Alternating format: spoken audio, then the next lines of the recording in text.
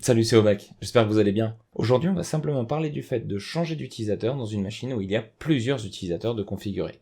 On va pas rentrer dans les détails de la création des utilisateurs ou de la manipulation de leur compte, ce sera le sujet d'une autre vidéo un peu plus tard, et donc on va juste se contenter du passage d'un utilisateur à un autre. À quoi est-ce que ça va vous servir? Eh bien notamment lorsque plus tard on verra les permissions sur les fichiers et qu'on devra passer d'un utilisateur à un autre pour tester les permissions, cette commande et cette série de commandes nous sera très pratique pour ça. Vous remarquerez d'autant plus qu'on n'a pas traité le sujet qui était le suivant dans la liste, à savoir se connecter en SSH à une machine distante, puisque c'est le sujet d'une vidéo qu'on a déjà faite précédemment, dont vous retrouverez le lien dans la description et dans une des fiches là. Du coup c'est parti, on y va.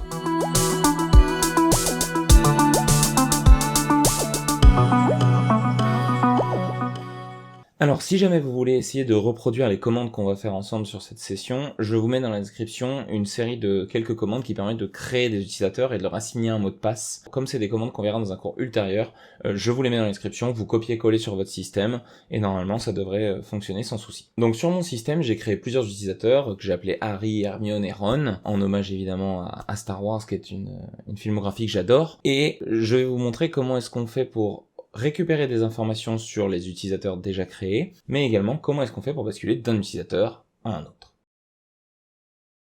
Pour ça, la première commande qu'on va voir, c'est donc la commande ID. La commande ID, toute seule, m'indique des informations sur l'utilisateur qui est actuellement connecté. Donc là, on voit que mon utilisateur, c'est Woback, et mon UID, c'est 1000. Alors on voit que j'ai un UID et un GID, c'est des détails qu'on verra un peu plus tard, mais l'UID, c'est mon numéro d'utilisateur, et le GID, c'est le numéro du groupe principal dont je fais partie. Ici, on voit que j'ai bien plusieurs groupes, un groupe Woback et un groupe Will, Will qui est le groupe des administrateurs sur une machine de type CentOS ou Red Hat. La commande ID peut également s'utiliser avec le nom d'un autre utilisateur, donc si par exemple je fais un ID de Harry, eh bien je peux récupérer des informations, à savoir que son UID est de 1100, son groupe principal est de 1100 et s'appelle également Harry, et il ne fait partie que du groupe Harry.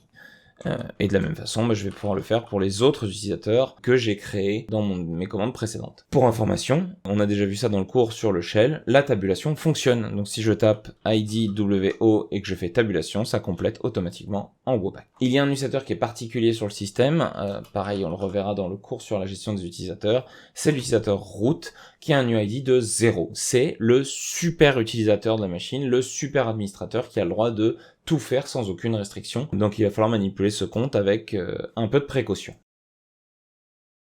Et donc la commande principale qui va nous intéresser aujourd'hui, c'est la commande SU pour Substitute User ou Switch User, selon les manuels qu'on trouve. La commande SU qui va pouvoir être accompagnée du nom d'utilisateur vers lequel on veut se tourner, et là, la commande va nous demander un mot de passe, qui est le mot de passe de l'utilisateur, parce que évidemment pour devenir l'utilisateur Harry, il faut que je connaisse son mot de passe, sinon ce serait trop facile, je pourrais usurper le compte de quelqu'un d'autre. Donc là, le mot de passe c'est Wizard, et lorsque je fais ça, on voit que je suis devenu l'utilisateur Harry. Par contre, on remarque que je suis dans le répertoire de Woback. La raison est simple, je n'ai pas passé un argument spécifique à la commande SU pour lui demander de changer l'environnement de travail de Harry en même temps que je devenais l'utilisateur. Pour ce faire, je vais rajouter un moins, ou moins L, ou moins login, qui va me permettre avec la même commande de devenir l'utilisateur Harry et d'obtenir ses informations et son environnement de travail. Et donc là, on voit que je me suis bien déplacé, donc PWD permet d'afficher le répertoire dans lequel je suis. On voit que tout à l'heure, j'étais dans le répertoire Home Woback et maintenant, je suis dans le répertoire Home Harry.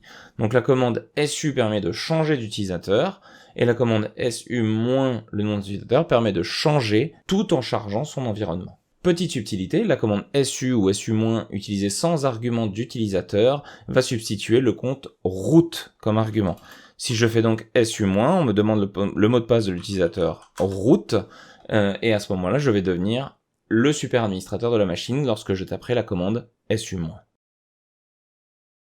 À partir de l'utilisateur root, je peux devenir n'importe quel utilisateur sans avoir à connaître leur mot de passe. Puisque cet utilisateur est un super administrateur de la machine, je vais pouvoir faire un SU- n'importe quel nom d'utilisateur et sans avoir à entrer son mot de passe, je vais pouvoir devenir et me substituer à cet utilisateur En effet, en tant que super administrateur de la machine, je n'ai pas besoin de cette information pour pouvoir me connecter en tant que l'utilisateur.